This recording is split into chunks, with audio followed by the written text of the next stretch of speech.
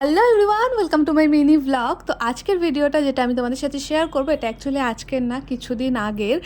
আর আজকে আমি তোমাদেরকে আমার গ্রামের পরিবেশটা দেখাবো। একটু আগে যেটা দেখলে ওটা হলো আমাদের গাছের বাতাবি লেবু, এখনও যদিও ছোট আছে। আর বর্ষা হয়েছে, এদিকে মাছ ছাড়ার সময় হয়ে গেছে, তাই আমাদের পুকুরে মাছ ছাড়া হচ্ছে। আর এই দেখো কত ধরনের মাছ আছে, এখানে চায়নাপুঁটি আছে, আরও অনেক ধরনের মাছ আছে যেগুলোর নাম আমি জানি না।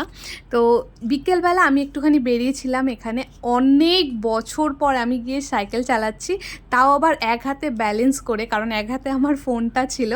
আর খুব ভালো লাগছিল। আর পরিবেশটা দেখো, মানে খুব সুন্দর একটা পরিবেশ, শান্ত পুরো।